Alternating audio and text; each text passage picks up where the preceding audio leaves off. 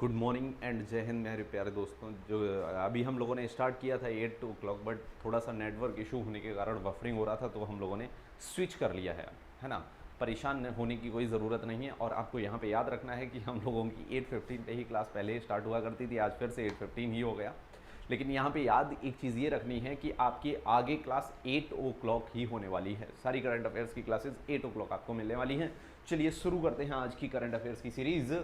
आज की current affairs की सीरीज शुरू करते हैं और देखते हैं पहली आपकी चीज़ को, पहली रिपोर्ट को देखते हैं, कैग की रिपोर्ट को। आपका देखते हैं कैग की रिपोर्ट को। तो कैग की रिपोर्ट जो है आपकी, वो जो है आपकी क्या कर दी गई है, कैग की रिपोर्ट आपकी जो है बिहार के रिस्पेक्ट में जो है कैग की रिपोर्ट जो है आपकी जो है इनएडिक्वेट। बिहार में कैग क्या बोल रहा है कि 5 हॉस्पिटल्स जो हैं बिहार के वो इनएडिक्वेट है, यानी गलत तरीके से काम कर रहे हैं, यानी जो उन्हें जिस तरह से काम करने को कहा गया है वो नहीं कर रहे हैं। तो कैग यहाँ पे आपको जान लेना है कैग क्या होता है। ये आपका होता है कॉम्प्ट्रोलर। ये आपका कौन होता है? Comptroller and auditor general, auditor general. Comptroller and auditor general होता है। ये करता क्या है? तो ये पैसे पे निगरानी रखता है, यानी सरकार को गलत खर्चे से बचाता है। और सरकार अगर गलत खर्चा करती है तो इसकी जो है संस्तुति यानी रिपोर्ट आपकी किसे देता है? तो यह आपकी देता है किसको? राष्ट्रपति को देता है। तो अगर हम कहें संविधान में हमारे में कैग कहां से कहां आता है, तो 148 से 151 आर्टिकल तक आपका कैग आता है भारतीय संविधान के अंदर। और जो आर्टिकल जो 151 है, जो आपका आर्टिकल कौन सा है भाई? 151 है। इसके तहत कैग क्या करता है? इसके तहत कैग अपनी रिपोर्ट प्रस्तुत करता है किसके समक्ष? तो आपके राष्ट्रपति यानी प्रेसिडेंट के समक्ष जो रिपोर्ट प्रस्तुत करता है कैग, वो कौन से आर्टिकल के वो कौन से आर्टिकल से अपनी रिपोर्ट को प्रस्तुत करता है? तो याद रखना है आपको आर्टिकल 151। कौन सा आर्टिकल? आर्टिकल 151। चलिए आगे देखते हैं। तो कैग को अगर हिंदी में हम बताएं आपको क्या बोला जाता है, तो महालेखा परीक्षक अधिकारी। महालेखा परीक्षक अधिकारी ही किसका नाम होता है? आपकी कैग यानी कंट्रोलर एंड ऑडिटर जनरल का नाम होता है। यहां पे आपको दूसरी चीज क्या याद रखनी है, दूसरी चीज क्या देखनी है कि यूके के जो फॉरेन सेक्रेटरी हैं, जो कहां के? यूके के, यानी यूनाइटेड किंगडम, यानी ब्रिटेन ने जिसने हम पे राज किया हुआ था, उसके जो अब फॉरेन सेक्रेटरी यानी विदेश सचिव हैं, जिनका नाम क्या है? लिज ट्रूस है। ये भारत की यात्रा पे आ रही हैं और ये भारत से गुहार लगाने वाली हैं। क्या गुहार लगाएंगी? तो लिज ट्रूस आपकी भारत से कहेंगी कि कैसे ना कैसे करके आप रशिया को रोकिए। रशिया आपका बहुत अच्छा दोस्त है और वो यूक्रेन के साथ साथ जो है यूरोप के अंदर बहुत सारी तबाही मचाए हुए पड़ा है। तो आज जिन्होंने हम पे राज किया, आज वही हमारे कदमों के तले आ चुके हैं। चलिए देखिए आगे। वोकल फॉर लोकल की बात करें तो वोकल फॉर लोकल जो मार्केट है हमारा, वो बहुत ज्यादा बूम किया हुआ है। और ये आपसे पूछा जाएगा। नरेंद्र जालमाकर, गुड मॉर्निंग पपुई सर, गुड मॉर्निंग। जानवी चोको 148 से 151। Tulika Sen, good morning. Fitness hub, sweet morning, same to you बच्चा। चलिए आगे देखिए। तो वोकल फॉर लोकल की जो है आपकी वंदना, या वोकल फॉर लोकल के लिए कहा कब गया था हमारे प्रधानमंत्री द्वारा? तो ये आपको याद रख लेना है। 15 अगस्त 2020 को आपके लाल किले के मंच से, लाल किले के प्राचीर से जो है हमारे प्रधानमंत्री लोकल फॉर वोकल के लिए बोले थे। क्या बोले थे? कि आपको जो है भारत के ही प्रोडक्ट्स को यूज करना है और भारत के ही मार्केट को बूम कराना है, भारत के ही मार्केट को इंक्रीज कराना है, और आपके फॉरेन प्रोडक्ट्स को आपको ज्यादा यूज नहीं करना है। फॉरेन प्रोडक्ट्स को थोड़ा उनसे दूरी बना के रखना है। और यहां पे एक और बहुत अच्छी सी न्यूज है। क्या? Painting of Tipu Sultan victory over British sold. तो जो टीपू सुल्तान की विक्ट्री थी किसके ओवर? ब्रिटिश, यानी ब्रिटिशर्स के खिलाफ जो जीते थे टीपू सुल्तान, वैसी पेंटिंग जो है बिक चुकी है। Sneha Sandilya, good morning. चलिए, तो वो बिक चुकी है। लेकिन इससे रिलेटेड आपको न्यूज क्या याद रखनी है? आपको न्यूज ये याद रखनी है, जो पेंटिंग थी टीपू सुल्तान की, तो टीपू सुल्तान से ही संबंधित आप एक चीज याद रखेंगे कि कितने एंग्लो मैसूर युद्ध हुए हैं। एंग्लो मैसूर वॉर टोटल कितने हुए हैं? तो एंग्लो मैसूर वॉर टोटल आपके 4 हुए हैं। और एंग्लो मैसूर वॉर किस किस के बीच में हुआ है? तो पहले आपके 2 Anglo Mysore war, first Anglo Mysore war आपका किस किस के बीच में? आपका टीपू सुल्तान के पिता, जिनका नाम क्या था? हैदर अली। हैदर अली हैदर अली और अंग्रेजों के बीच में, ब्रिटिशर्स के बीच में। और पहला जो था आपका युद्ध वो क्या होगा, वो आपका जीत नहीं पाएंगे। कार्तिक टुडू गुड मॉर्निंग, आत्मनिर्भर भारत, बिल्कुल। नरेंद्र अमातमा, तुलिका सेन 4, तुलिका सेन अभी से ही आंसर देने लगे। आप किस चीज का आंसर देने लगे?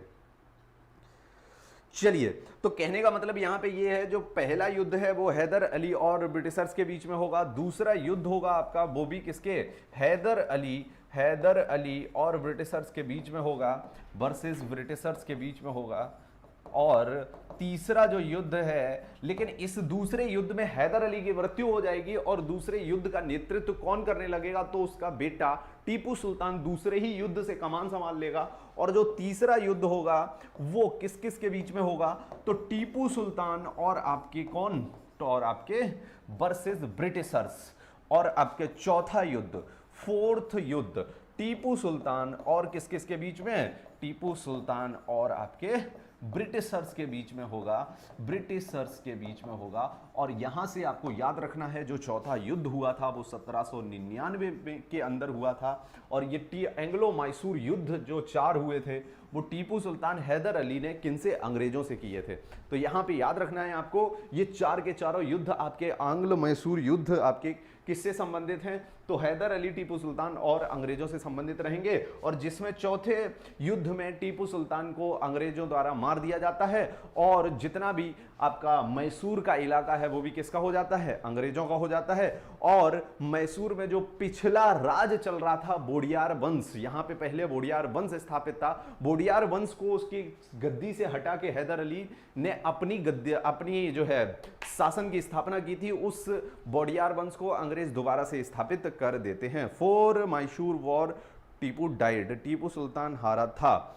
Narendra, Tipu Sultan versus Britishers 3 and 4 war, 3 नहीं बच्चा 4 युद्ध हुए थे मैसूर युद्ध टोटल। उसमें से 3 युद्ध आपके 2 युद्ध आपके हैदर अली और 2 युद्ध टीपू सुल्तान ने लड़े थे। लेकिन जो दूसरा आंग्ल मैसूर युद्ध था उसमें जो है हैदर अली मर गया था, इस वजह से इनके बेटे टीपू सुल्तान ने जो है क्या किया है, दूसरे युद्ध का नेतृत्व किया। यहां पे देखने को मिलेगा हमें मजल्ड मीडिया। मजल्ड मीडिया का मतलब है कि मीडिया की आवाज जो है दबाई जा रही है कहीं ना कहीं। यहां पे देखने को ये इसलिए मिल रहा है, क्यों भारत में इसकी बात कर रहे हैं, तो भारत में अभी तक ये रिकॉर्ड हो चुका है कि 3 जो है आपके 3 डाटा जो है शो कर चुके हैं कि जो जर्नलिस्ट हैं वो इंडिया में आज के टाइम में फ्री नहीं है इतने। अब देखो कैसे फ्री होंगे, आप ही सोच के देखो कैसे फ्री होंगे, जब आपका कैसे फ्री होंगे, जब आपके क्या होंगे, जब आपका इतने बड़े बड़े बोल्ड डिसीजन लिए जाएंगे,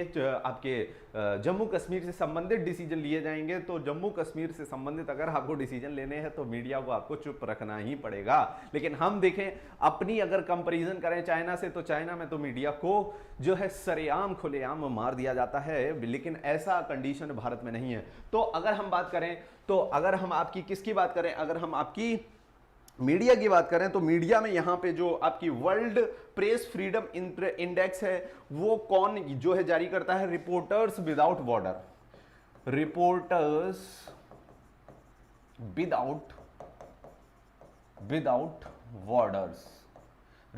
विदाउट बॉर्डर्स। ये एक संस्था है और ये संस्था RWB। तो ये संस्था कहां की है, तो आपको याद रखना है पेरिस की ये संस्था है। और ये रिपोर्टर्स विदाउट बॉर्डर्स जो है आपकी ये संस्था आपकी वर्ल्ड प्रेस फ्रीडम इंडेक्स जो है जारी करती है। क्या जारी करती है, वर्ल्ड प्रेस फ्रीडम इंडेक्स जो है जारी करती है। अभी ये चीज सुर्खियों में इसलिए बनी हुई है क्योंकि राना अयूब को जो है कुछ ऑफिशियल्स के द्वारा रोक लिया गया था। राना अयूब आपकी जो है एक जर्नलिस्ट हैं। वर्ल्ड प्रेस फ्रीडम इंडेक्स ये जारी करता है, वर्ल्ड प्रेस फ्रीडम इंडेक्स जो है आपकी जारी करता है। और वर्ल्ड प्रेस फ्रीडम इंडेक्स के अंदर अगर हम पूछे आपसे भारत की रैंकिंग क्या है, तो भारत 142वें स्थान पे है, सेकंड स्थान पे है जो आपका, और इसका टोटल स्कोर भारत का तो आपको दिख ही रहा होगा स्क्रीन पे 46.56। लेकिन आपको नंबर याद रखना है, वर्ल्ड प्रेस फ्रीडम इंडेक्स में भारत का नंबर कौन सा है मेरे लाल, ये समझ लेना आप। Bank of India 142 out of 180, rank of India. बहुत शानदार तुलिका। हाँ, स्नेहा शांडिल्य की 4th एंग्लो मैसूर युद्ध के दौरान 1799 में मृत्यु हो गई। बहुत शानदार Sneha. Jahnavi world press freedom index, बिल्कुल वर्ल्ड प्रेस फ्रीडम इंडेक्स के अंदर भारत की रैंकिंग जो है आपकी 142वां नंबर है। और यहाँ पे अगर दूसरी चीज देखेंगे, और अगर यहाँ पे देखेंगे चाइना की रैंकिंग, तो आपकी 177 नंबर पे कौन आएगा भाई, चाइना आ जाएगा। 177 नंबर पे चाइना आ जाएगा, और चाइना से कहीं ना कहीं बहुत आगे रहेगा आपका अफगानिस्तान। तो अफगानिस्तान की जो रैंकिंग है वो आपकी मात्र 122 होगी। यानी अफगानिस्तान भारत से भी अच्छा प्रदर्शन किया था। और ये कब की रिपोर्ट है, तो ये वर्ल्ड प्रेस फ्रीडम इंडेक्स 2021 में जो घटनाएं हुई थी वो आपकी दर्शाई गई हैं। लेकिन ये रिपोर्ट प्रस्तुत कब की जाएगी, तो 2022 के अंदर प्रस्तुत की जाएगी, 2021 का सारा डाटा इकट्ठा करने के बाद। इतनी बात क्लियर हो गई होगी सभी को। चलिए अब अगले पॉइंट पे चलते हैं हम लोग, और अपने क्वेश्चंस आंसर को सॉल्व करते हैं। Which state government to launch a scheme to offer personal loan for prisoners, किस राज्य की सरकार ने कैदियों के लिए व्यक्तिगत ऋण की पेशकश करने के लिए एक योजना शुरू की। बताइए, व्यक्तिगत ऋण जो है कैदियों को दिया जाए, कौन से राज्य ने यह काम किया है।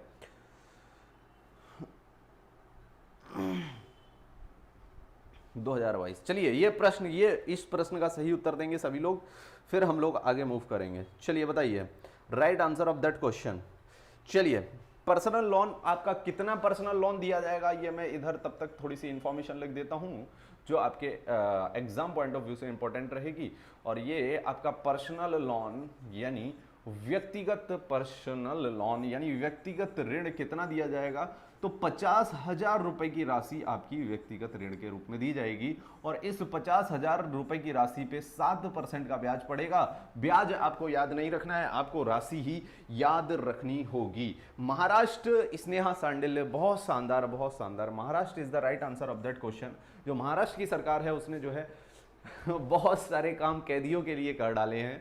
पिछली बार हमने देखा था कैदियों के लिए जेल में वो और कहानी थी, पिछली बार भी पिछली साल कहेंगे हम 2020 में भी जो है बहुत काम किए हैं इन्होंने। कैदियों के लिए बहुत काम कर रहे हैं महाराष्ट्र सरकार। चलिए हाँ, मेरा मतलब ये नहीं है कि कैदियों के लिए ही काम कर रहे हैं, यानी कैदियों के लिए बहुत सारे प्रयोग किए जा रहे हैं महाराष्ट्र सरकार द्वारा। तो महाराष्ट्र सरकार ने कैदियों के लिए पेंशन और पेंशन नहीं, आपका लोन, और ये जो लोन होगा ये किसके लिए कैदी यूज कर सकेंगे, ये अपने जो है जीवन को अच्छा करने के लिए, या अपने जो है महाराष्ट्र, जानवी, नरेंद्र, बिल्कुल दोनों, आप दोनों लोग करेक्ट हैं, परफेक्ट हैं। जो क्वेश्चंस आपके आ रहे हैं ये most important series of the question है, ठीक है, आपके एग्जाम पॉइंट ऑफ व्यू से, क्योंकि ये रिसर्च की करके बनाई जा रही है। ऐसे नहीं सोचना कि कहीं से भी क्वेश्चन आपके उठा के आ जा रहे हैं। उद्धव ठाकरे जी, बिल्कुल नरेंद्र, उद्धव ठाकरे जी आपके सीएम हैं, कहाँ के, आपके उद्धव ठाकरे, बिल्कुल तुलिका, उद्धव ठाकरे आपके सीएम रहेंगे, कहाँ के, महाराष्ट्र के। तो इस तरह पर्सनल लोन 50,000 रुपए उनके घर के मेंटेनेंस के लिए, घर के मेंटेनेंस के लिए, साथ साथ में वो अपने खुद के अगर जीवन पे खर्च करना चाहें तो इतना उन्हें क्या दिया जा रहा है भाई, लोन दिया जा रहा है। और जो ये लोन दिया जा रहा है ये शुरुआत इसकी कहां से की है, तो यरवदा जेल, यही वो यरवदा जेल है जो आपकी कहां पे स्थित है, ये आपकी यरवदा जेल पुणे के अंदर स्थित है। और इसी यरवदा जेल के अंदर आपकी क्या हुई थी, इसी यरवदा जेल के अंदर आपका पूना समझौता हुआ था। क्या हुआ था, पूना समझौता हुआ था, यानी पूना पैक्ट हुआ था। किस किस के बीच में पूना पैक्ट हुआ था, तो आपका महात्मा गांधी और आपके डॉक्टर BR अंबेडकर के बीच में आपका क्या हुआ था, पूना पैक्ट हुआ था 1932 के अंदर। कब हुआ था पूना पैक्ट, तो याद रखना डेट थी 1932। कौन से जेल में, यरवदा जेल, जो कि आपकी पुणे में स्थापित है। और इसी यरवदा जेल से ये वाला जो है प्रोजेक्ट जो है लागू करके देखा जा रहा है कि ये अच्छा काम करेगा या नहीं करेगा। बिल्कुल, तो लिखा यहीं पे थे आपके यरवदा जेल, नरेंद्र जलमाकर, बिल्कुल आप सही बोल रहे हैं। तो 1932 में पूना पैक्ट यानी पूना समझौता महात्मा गांधी और डॉक्टर भीमराव अंबेडकर के बीच में यरवदा जेल के, पुणे के यरवदा जेल में ही हुआ था, और ये जो है स्कीम आपकी वहीं से लागू की जा रही है। और अगर महाराष्ट्र के सीएम की बात करें तो सभी ने बता दिया कि महाराष्ट्र का सीएम कौन है। और इस स्कीम के अंतर्गत एक चीज और है, जैसे कि यहां पे नो गारंटर, यानी कोई भी गारंटर आपका प्रयोग नहीं किया जाएगा। यानी आप अगर लोन लेना चाहें तो आप किसी भी गारंटर को बिना बुलाए आप लोन ले सकते हैं, क्योंकि गारंटर की जरूरत ही क्या है जब आपको ही बंद करके रख लिया है सरकार ने। यानी आपने कुछ आरोप गलत काम किया है तो आरोपों के तहत आपको जो है जेल में बंद कर दिया है, तो क्या ही गारंटर्स की आवश्यकता है जब आप ही खुद सरकार के पास बंदी बने हुए हैं। तो यहाँ पे गारंटर की आवश्यकता नहीं पड़ेगी। और दूसरी चीज, यहाँ पे सीएम तो आपने बता दिए, सीएम तो आपने उद्धव ठाकरे, सीएम कौन हो जाएंगे? उद्धव ठाकरे जो है सीएम हो जाएंगे, यानी यूटी आपके उद्धव ठाकरे सीएम हो जाएंगे। लेकिन अगर गवर्नर की बात करें तो गवर्नर कौन होगा? तो गवर्नर आपके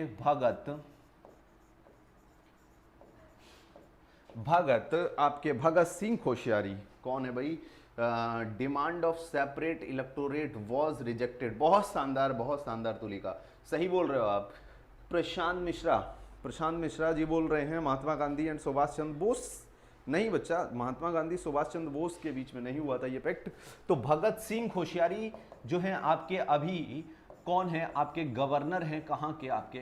तो आपके गवर्नर हो जाएंगे ये महाराष्ट्र के अंदर। चलिए अगले प्रश्न पे मूव कर जाते हैं। Who wins third edition of SAFF U18 championship 2022 held in Jharkhand? Jharkhand में आयोजित साफ U18 चैंपियनशिप 2022 का तीसरा संस्करण किसने जीता? इंडिया, नेपाल, बांग्लादेश। बिल्कुल, तो जो साफ आपकी जो 18 वर्ष से कम उम्र की जो है जो आपकी प्रतियोगिता है, ये आपकी झारखंड में आयोजित की गई। और साफ का मतलब है यहां पे साउथ एशियन फुटबॉल एसोसिएशन। तो इसमें मात्र और मात्र कितने देश भाग लेते हैं? तो आपके मात्र और मात्र 3 देश ही भाग लेते हैं। कौन कौन सा? तो आपका पहला इंडिया है, दूसरा आपका नेपाल है, और तीसरा आपका बांग्लादेश है। और यहां पे आपको एक बात और याद रखनी है, इसके जो हेडक्वार्टर्स कहां पे स्थापित हैं? तो ढाका में इसके हेडक्वार्टर्स स्थापित हैं। और साथ में आपको एक बात और याद रखनी है, अभी तक सारे के सारे खिताब कौन जीत रहा था? बांग्लादेश जीत रहा था। लेकिन अब नेपाल, स्नेहा नहीं, नेपाल तो नहीं, इसका आंसर है Kanishk Shukla is the right. Kanishk Shukla ने जो है सही उत्तर दिया है। India is the right answer of that question. जो है पहली बार भारत जीता है, इंडिया फर्स्ट टाइम। अभी तक सिर्फ और सिर्फ कौन जीता आ रहा था? तो आपका बांग्लादेश ही जीता आ रहा था। तो अभी इस बार पहली बार जो है किसको चांस मिला हुआ है? भाई आपके इंडिया को चांस मिला हुआ है साफ को जीतने का। और अगर हम भारत की बात करें तो फुटबॉल टीम के कोच कौन है? थॉमस डेनवर भाई। कौन है भाई? थॉमस डेनरवी। जो भी आप प्रोनाउंसिएशन करना चाहें वो कर सकते हैं, डेनरवाई या डेनरवी। आपके कौन हो जाएंगे? कोच हो जाएंगे भारतीय फुटबॉल टीम के। चलिए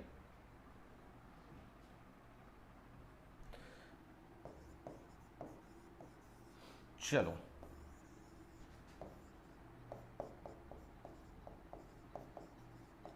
फुटबॉल टीम कोच हो जाएंगे। और यहां पे अगर आपको एक बात और याद रखनी है तो ये आपके झारखंड में कहां पे जो है आपका जो आपका ये आयोजन है किया जा रहा था? तो JRD टाटा स्पोर्ट्स कॉम्प्लेक्स में। कहां पे आपका? JRD टाटा स्पोर्ट्स कॉम्प्लेक्स में इसका आयोजन हुआ था। जो कि आपका जमशेदपुर झारखंड में आपका स्थित रहेगा। चलिए अगले प्रश्न में मूव कर जाते हैं। सर थोड़ा तेज पढ़ाओ। अच्छा प्रशांत मिश्रा, ओके चलिए तेज बढ़ाते हैं। Which of the following got president's colour award 2022? तो 2022 का प्रेसिडेंट कलर अवार्ड इनमें से किसने जो है जीता है? तो बताइए, यहां पे हो जाएगा 21, 20 डोगरा, 21 डोगरा, आईएनएस बलसुरा या all of the above is the right answer. बताइए जल्दी से, आपको प्रश्न का उत्तर देना है। जो आपके आर्मी चीफ हैं, अभी हाल ही में जो आपके आर्मी चीफ हैं वो आपके मनोज मुकुंद, कौन है भाई? मनोज मुकुंद नरवणे, मनोज मुकुंद नरवणे जो है आपकी आर्मी चीफ हैं, आपके आर्मी चीफ हैं। और ये जो है आपका प्रेसिडेंट कलर है, ये हाईएस्ट अवार्ड होता है। किसके लिए ये हाईएस्ट अवार्ड होता है और ये किसे दिया जाता है? तो ये डिफरेंट आपकी जो है कमांड होती हैं या different all of the above. INS Balsura, Tulika Sen, बिल्कुल तुलिका सेन हम लोगों ने आईएनएस बलसुरा किया था। लेकिन यहां पे आपको देखने को यह मिलेगा कि आपके परसों ही फैजाबाद के अंदर जो है एक आयोजन हुआ था। उस फैजाबाद के आयोजन में, जो कि आपका यूपी में आपका आता है फैजाबाद, उस फैजाबाद के आयोजन में डोगरा 20 और 21 डोगरा दोनों रेजिमेंट को, जो कि आर्मी की रेजिमेंट हैं, इनको भी आपका प्रेसिडेंट कलर से सम्मानित कर दिया गया है। तो आंसर आपका ऑल ऑफ दीज हो जाएगा। आईएनएस बलसुरा को भी आपका प्रेसिडेंट कलर सम्मान मिल चुका है। तो यहां पे ये आपका हाईएस्ट अवार्ड होता है किसके लिए? आपके रेजिमेंट्स के लिए और आपके शिप्स के लिए भी ये क्या होता है भाई? हाईएस्ट आपका क्या होता है? अवार्ड होता है। और इसी को बोलते हैं निशान। क्या बोलते हैं?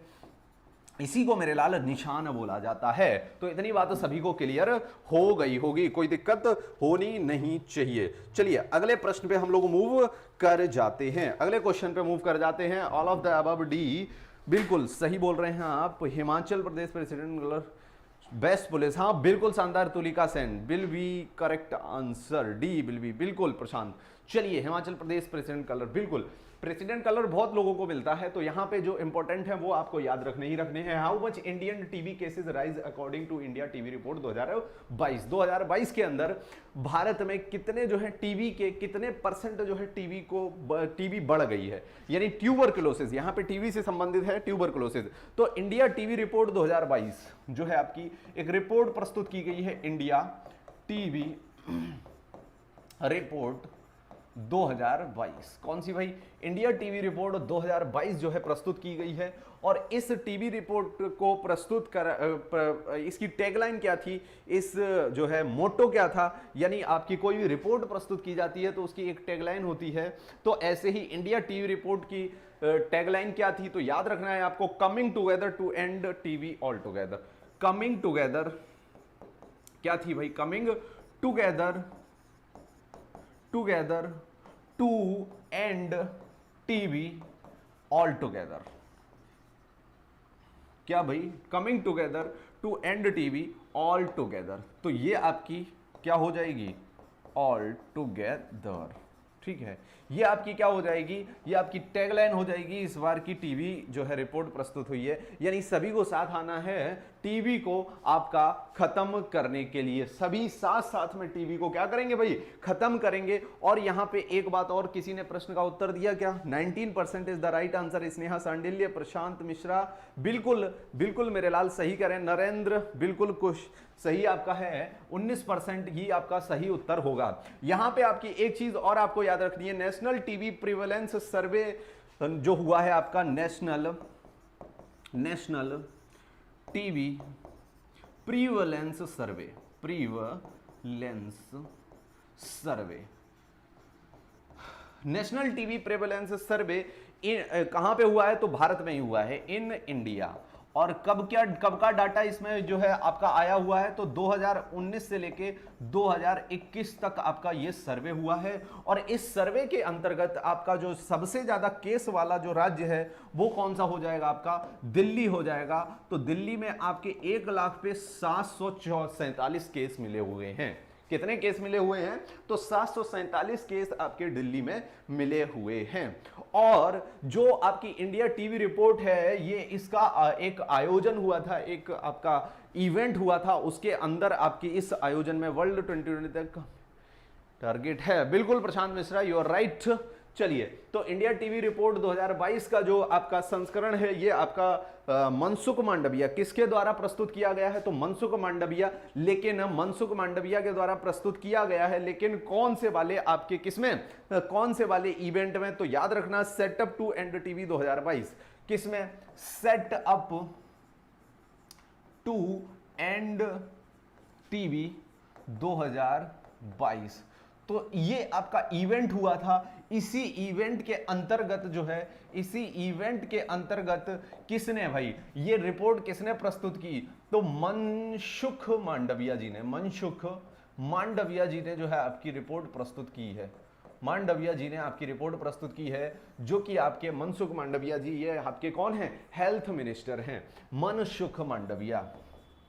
मनसुख मांडविया आपके कौन हैं? हेल्थ मिनिस्टर रहेंगे मेरे लाल। कौन भाई? हेल्थ मिनिस्टर यानी स्वास्थ्य मंत्री।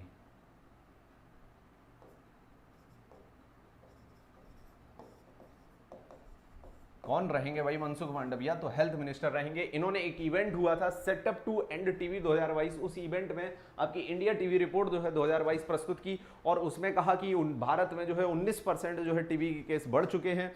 बिल्कुल बिल्कुल प्रधान मिश्रा, बिल्कुल हम लोग चलेंगे। और यहाँ पे जो इनका टैग लाइन था वो था coming together to and TV all together. और यहाँ पे नेशनल टीवी प्रेवलेंस सर्वे जो हुआ था 2019 से 2021 तक के आंकड़े में सबसे ज्यादा जो है आपके केसेस कहां पे मिले हैं? तो आपके दिल्ली में 1 लाख में 747 केसेस आपके मिले हैं। By ICRA report India's economy grow in financial year 2023 as.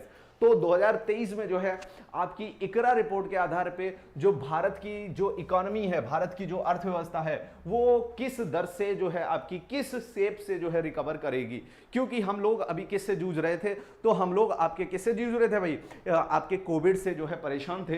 तो कोविड से रिकवर करने के लिए इंडिया में कौन सी रिकवरी जो है यूज होगी? तो इसका सही उत्तर दीजिएगा। तो के शेप रिकवरी, तो अलग अलग तरह की रिकवरी होती है। तो के शेप रिकवरी में क्या होता है? यहां पे हर जो आपका सेक्टर है वो अलग अलग तरह से रिकवरी में आगे बढ़ता है। यानी कोई ज्यादा रिकवर करता है, कोई जल्दी रिकवर करता है। जैसे ऑटोमोबाइल सेक्टर जल्दी रिकवर कर सकता है, या आपका जो अदर सेक्टर्स हैं जैसे कि टेलीकॉम सेक्टर है, ये जल्दी रिकवर करेगा। यानी किसी की रिकवरी आपकी फिक्स नहीं होती है, अलग अलग सभी की रिकवरी होती है। तो इस तरह की रिकवरी को बोलते हैं के शेप। डिफरेंट आपकी इसमें क्या हो जाएगी? के शेप रिकवरी में डिफरेंट आपका different sectors, different recovery rate, different recovery rate.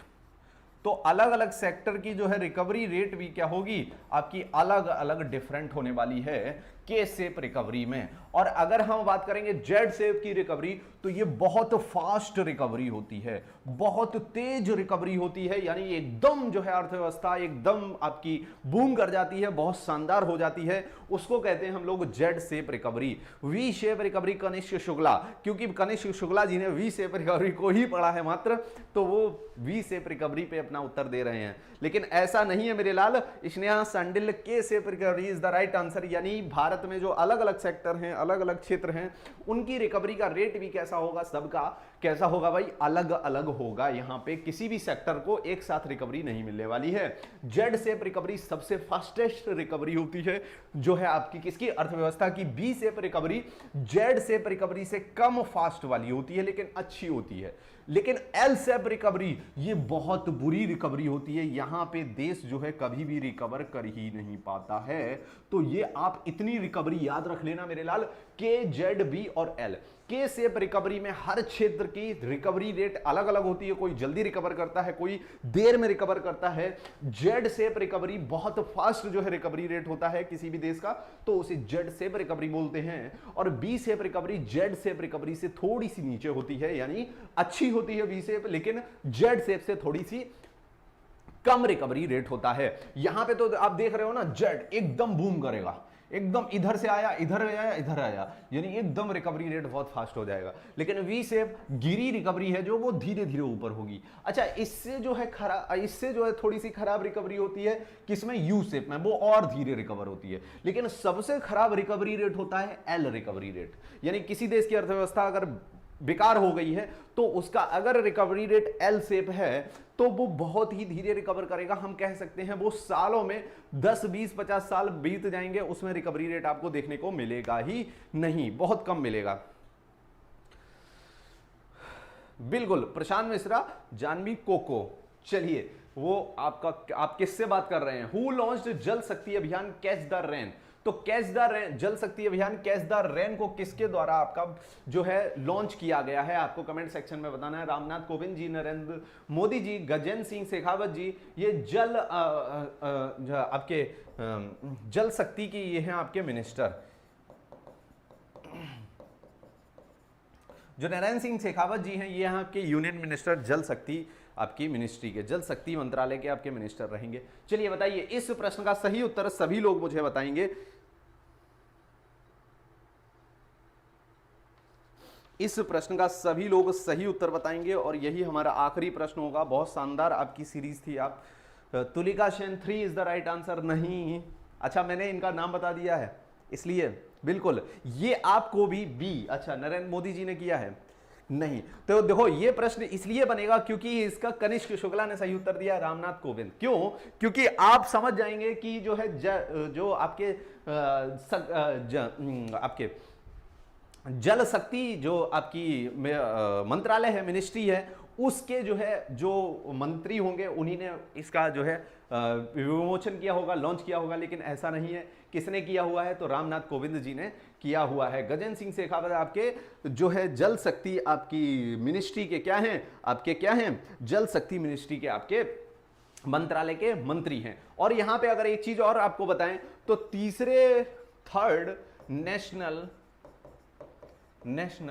Third national water awards 2022 को भी प्रस्तुत किया गया है। वाटर अवार्ड्स दिए गए हैं।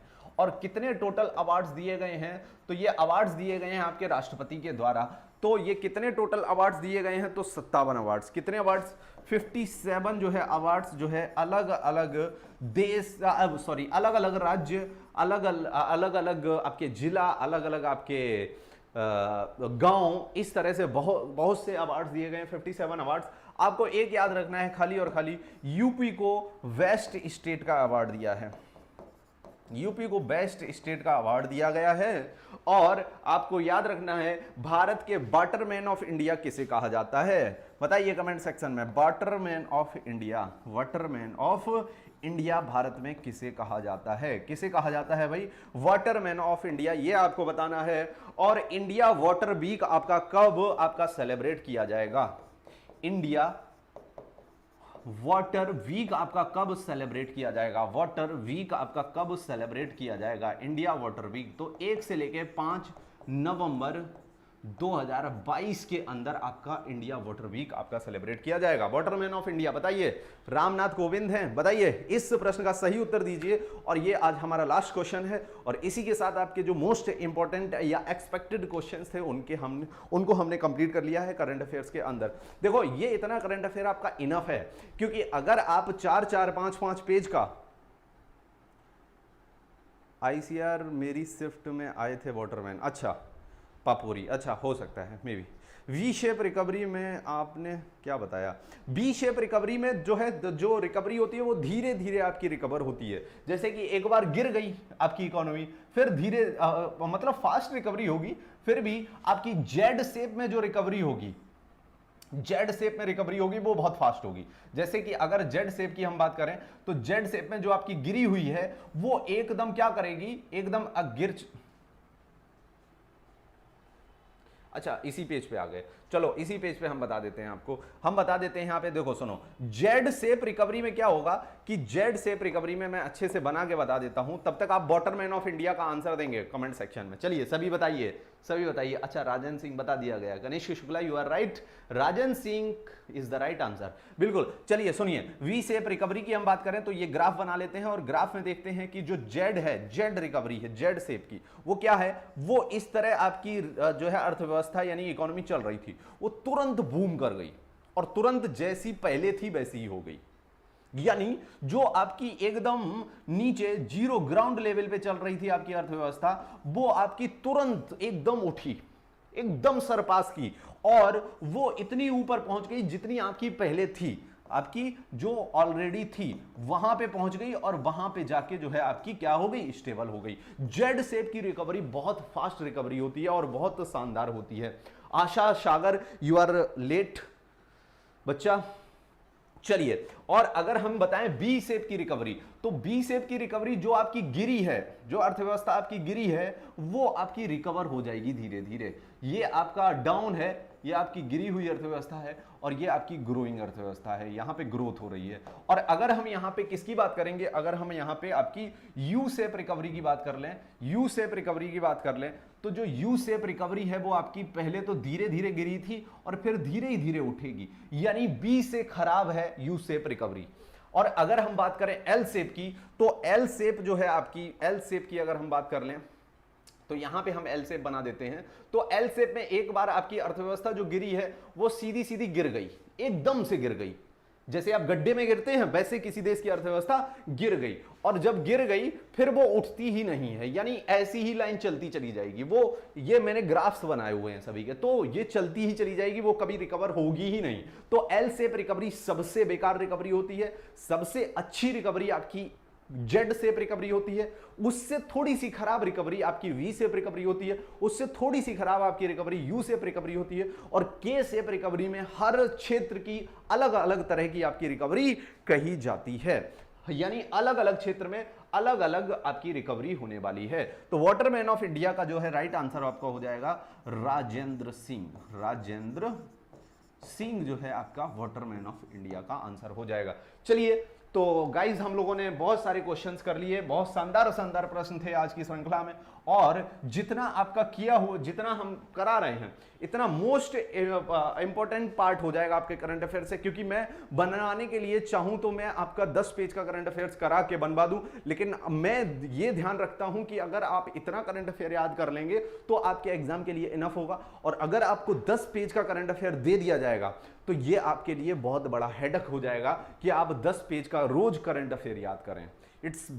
मैं अपने आप से सोचता हूं कि 10 पेज का करंट अफेयर रोज याद करना, ये तो आपका यूपीएससी के लेवल के बराबर करंट अफेयर ही करंट अफेयर हो जाएगा। तो बिल्कुल, चलिए तुलिका सेन थैंक यू। किसी को कोई बात करनी है, चर्चा करनी है? सॉरी सर, आशा सागर न, ओके डोंट वरी गाइज, आप जुड़ जाया करिए टाइम से। हम लोगों की जानवी थैंक यू। हम लोगों की क्लास 8 बजे हुआ करेगी। Like the session Narendra Jalmakar, okay बिल्कुल लाइक कर देंगे, आप कहेंगे तो सभी लाइक करेंगे। Rahul Rambo, waterman of India Rajendra Singh, बिल्कुल सही बोल रहे हैं राहुल। चलिए, अब हम लोग को जाने का समय आ गया है और आपके लिए फिर से नए करंट अफेयर्स को प्रिपेयर करने का समय आ गया है। तो thank you guys and have a nice day. स्वस्थ रहिए, पढ़ते रहिए, revision is must. Okay, thank you guys.